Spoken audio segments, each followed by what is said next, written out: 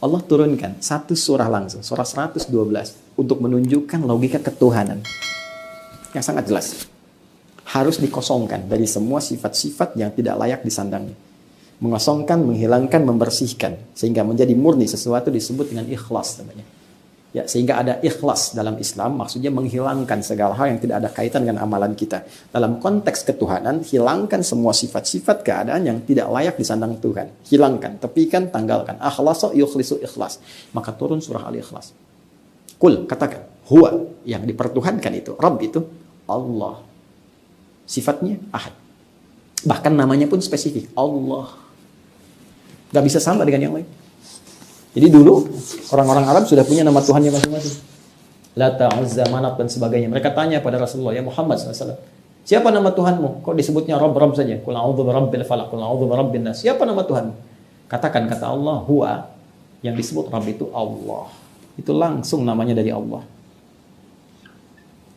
Tuh. Tidak ada nama-nama ini.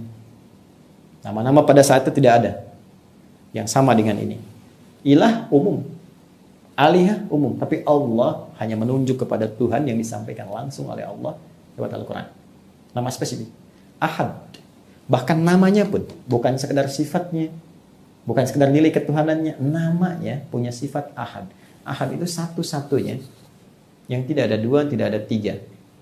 Jadi ada ahad, ada wahid, itu berbeda. Ahad satu-satunya, tidak ada yang kedua, yang ketiga, dan lebih daripada itu. Bahkan namanya pun sifatnya ahad, hanya satu ini. Bahkan kalau dihilangkan setiap hurufnya, hanya akan kembali kepada yang satu ini. Cek. Ini nama Tuhan ya. Namanya pun beda dengan makhluk, punya sifat yang beda. Baru dari namanya saja. Hapus satu. Baca. Lillah. Lillahi ma fis samawati wa ma fil ard. Masih menunjuk kepada Allah. Hapus satu lagi.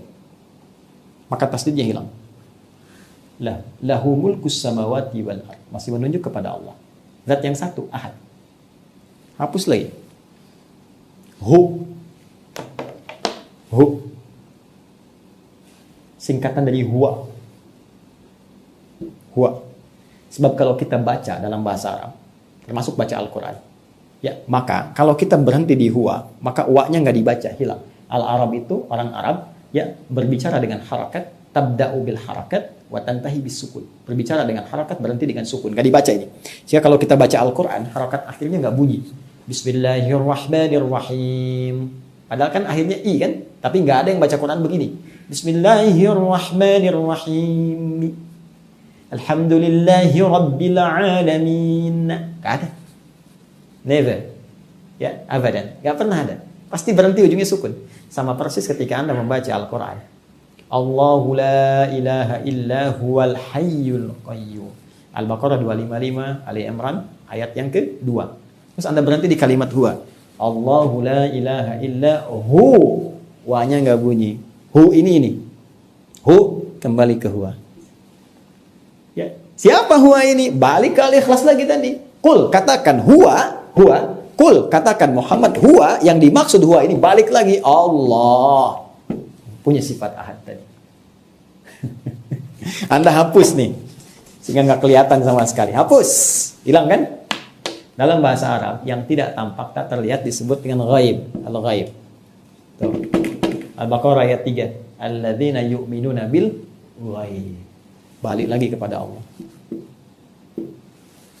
Allah memperkenalkan namanya, bahkan nama Tuhan yang tidak bisa disandang setiap sifatnya oleh nama makhluk apapun. Silahkan Anda cek, tempatkan di sini semua yang dipertuhankan, nama-namanya, cek di sini. Lalu hilangkan setiap hurufnya. Maka Anda temukan semua kalimat itu tidak akan kembali kepada makna awalnya. Ya, saya nggak akan tuliskan, Anda saja yang mengecek. Teman-teman non-muslim juga boleh membandingkannya sebagai referensi kajian. Ya, kajian. Tidak ada masalah. Saya tidak berusaha untuk menyoal berbagai hal. Kita hanya mendudukan persoalan sebagai nilai ilmiah untuk dikaji. Sekali lagi, Anda sepakat, Alhamdulillah Anda tanya, kami jawab, kita bisa diskusi. Tapi kalaupun tak sepakat, kita tidak harus mencaci. Anda boleh meyakini apa yang Anda yakini, itu urusan Anda. Ya kan, itu pilihan Anda. Dan semua kita akan bertanggung jawab di hadapan pencipta utama Allah Subhanahu wa taala. Jadi tetap kita saling menghormati, tetap kita saling menghargai, tetap kita bisa saling menyayangi dalam konteks kehidupan berbangsa, bernegara, bermasyarakat. Tapi untuk ini karena keyakinan yang paling mula, kita mesti mendapatkan nilai kebenaran yang bisa diuji. Sekarang silahkan tempatkan. Beda, saya manusia. Sekarang lihat sini. Adi. Hapus 1. Nih. Apakah kembali kepada saya? Tidak. Ade, angkatan darat. Hilangin 1 lagi. A. Tuh. Udah nggak ada. Hilangin 1. Meninggal. Anda duluan. Hilang kan maknanya. Sekarang silakan cek, itu baru nama teman-teman, belum yang lainnya. Nah maka kembali ke sini. Apa hikmah kemudian tadi? Dimunculkan kalimat wa ma unzila min qablik. 1, untuk menyampaikan nilai kehidupan yang bertoleransi. Kita bersaudara. Silakan. Dari rumpun satu generasi yang sama ke atas. Maka jangan sampai kemudian terjadi perselisihan dalam kehidupan berbangsa, bermasyarakat. Kita tinggal di Indonesia, tidak semua tetangga itu Islam semua. Ada yang Kristen tetangga kita. Ada yang Hindu, ada yang Buddha. Kan? Saling menghormati. Bisa jadi saling berbagi. Ini situasi COVID, pandemi, ada kelebihan yang Muslim bagi, jangan sampai dilewat. Bayangkan keindahan Islam. Orang Islam punya makanan, baunya nyampe ke tetangga. Kata Nabi bagi tetangga itu. Walaupun cuma kuahnya. Tapi jangan salah baca ya. Jangan Anda masuk kuahnya dibagi. Bukan. Maksudnya kalau Anda bikin kuahnya aja pun bagi. Jangan salah persepsi gitu orang nyium baunya. Ya. Tapi apakah pernah di redaksi itu ada muncul kalau tetangga Anda Islam? Tidak. Mungkin Anda tinggal di tempat yang Anda minoritas. Ya. Mungkin teman-teman yang di Amerika, di mana kan banyak kan tetangganya non-Muslim. Anda masak, bagi, sampaikan. Jangan sampai dilewat. Karena nggak pernah ada redaksi dalam hadis mengatakan kalau tetangga Anda Islam saja. Tidak. Anda sampaikan pada yang Muslim, Pak Ahmad, Pak Soleh, itu kan Ibu Aisyah. Satu tetangga Anda lewat misalnya. Ya. Terus dia ngelihat Anda bagi-bagi. Bapak kayaknya itu enaknya. Iya Bu enak, cuman sayang Ibu kafir. Masya Allah. Tidak. Kita berbagi, gak ada masalah. Ya. Tapi karena saudara tadi punya sifat menyayangi, ya, punya sifat dalam ingin memberikan nilai kebaikan, maka nilai yang paling utama untuk bekal kita pulang kan nilai tauhid, keyakinan. Maka dari itulah kemudian datang Al-Quran membawa referensi, sayangi saudaramu, berikan berita yang benar, tunjukkan kebenaran, jangan tutupi nilai kebenaran, sampaikan begini, ada sesuatu yang tidak tepat, ada nilai sejarah yang terpotong, ada sesuatu yang dituliskan oleh tangan manusia yang kemudian diyakini. Karena itulah di kitab-kitab selain Al-Quran tidak pernah ada redaksi begini, saya Tuhan, sembah saya. Silahkan cek. Saya Tuhan, ini langsung redaksinya ya.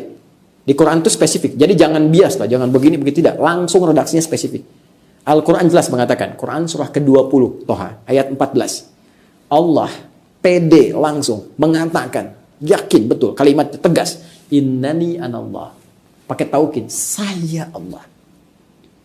Bahkan taukid itu penguat, saya benar-benar Allah. La ilaha illa ana, nggak ada Tuhan selain saya. Fa'budni, sembah saya. Silahkan cari kalimat ini di kitab manapun. Demi Allah saya katakan Anda tidak akan temukan. Karena fitrah manusia dengan kemanusiaannya tidak akan pernah mengatakan saya Tuhan. Karena akan ada penghambat dalam jiwanya bahwa dia bukan Tuhan. Pada akhirnya semua akan dikonfirmasi. Al-Quran memberikan berita saat pulang kepada Allah pencipta utama.